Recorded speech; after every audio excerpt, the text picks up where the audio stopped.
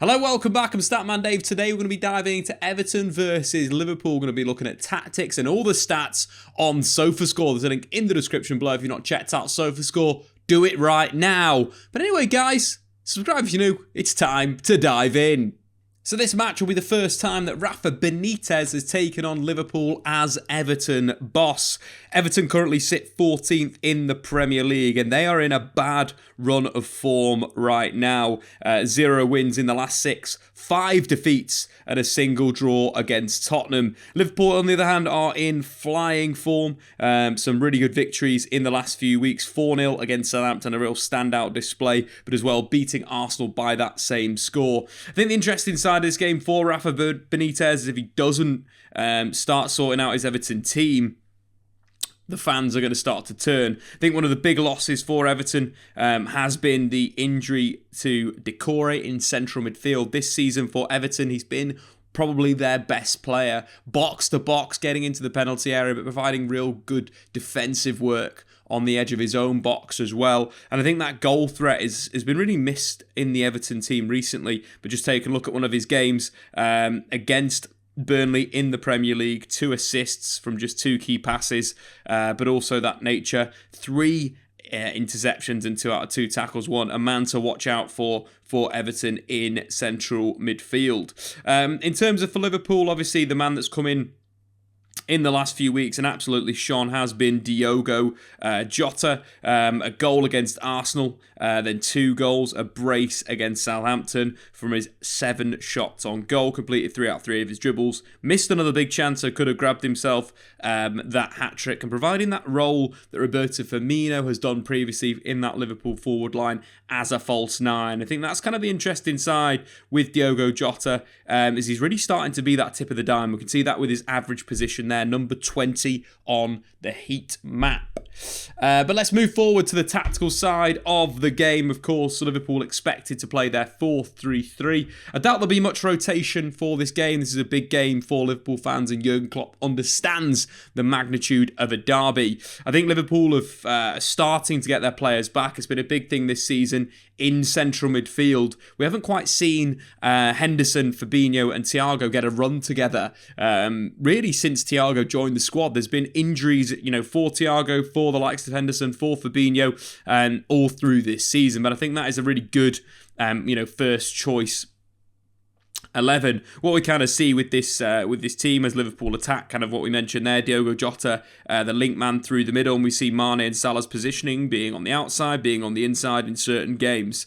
I feel for this game it could be quite important for Salah to hold his width in the final third, Henderson to provide some support, but also Trent Alexander-Arnold on the inside. One of the big things with Everton this season, it's kind of getting that the space in between their lines has been quite big. Against Manchester City in the recent game, we saw a massive amount of space between their midfield and their defence. And, the likes of Diogo Jota can be used to progress the ball too. But also when you're looking at players to get into those spaces, Trent Alexander-Arnold has been really good in that inside right channel this season, with Salah providing a little bit more width on the flank. The big thing, of course, on the left is, the interplay of Robertson and Mane, absolutely superb this season. But again, it's slightly different, a slightly different makeup of Liverpool's forward line. It's going to be important for Everton to really compact that space in between their back line, with the likes of Alan and Decore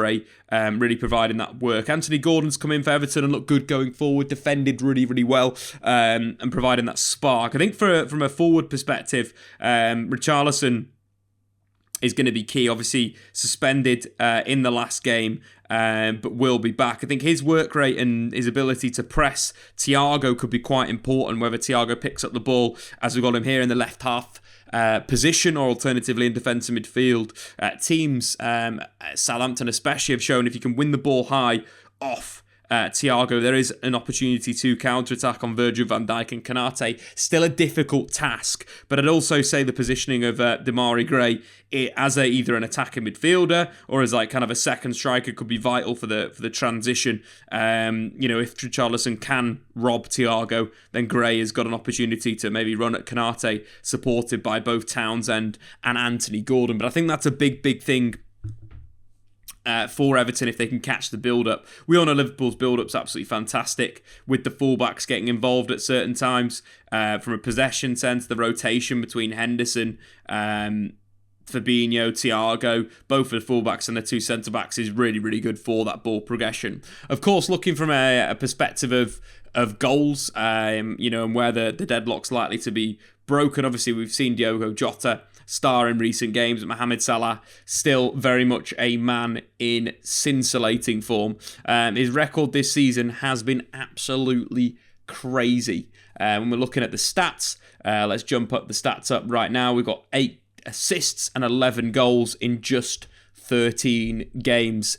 If Mohamed Salah were to continue at this scoring rate, finishing the season on around 34 goals. Also, if he continues on this assisting rate, he'll end up with 22 assists, which will break the record. Both record-breaking seasons if Salah can continue this run. And it's something that you think he's shown with his form that, wherever he receives the ball, wide, inside, behind the defensive line, he's making the right decisions. Be it being a kind of looking for a pullback for a teammate after a dribble, as we've seen him do for Diogo Jota in recent weeks as Mane takes up that striking position, or alternatively, cutting in and shooting as is kind of a trademark of Mohamed Salah. I think one of the big things as well for Liverpool, it is containing the counter-attack, it is working the ball out wide, but also I think, closing down the cross in the transition is going to be very, very important from Trent and from Andy Robertson. We know that Richarlison will look for the move into the box, and Townsend will look to provide that. Townsend's a player that does like to kind of put that early ball into the box, the early cross, and in the transition with Decore as well, providing a little bit of that thrust from central midfield. It's going to be important that Fabinho is not only protecting the two centre-halves, but also potentially dealing with Decore's forward movement. Also looking defensively from Thiago, from Henderson's perspective, it is moving out there and closing down the opposition's wide players, allowing the likes of Mane, Jota and Salah to stay reasonably high. We've seen how good they've been in the transition recently. So I think it's all to do for Everton. Liverpool's rotation, their possession play, the goals they've scored in recent weeks has been very, very impressive.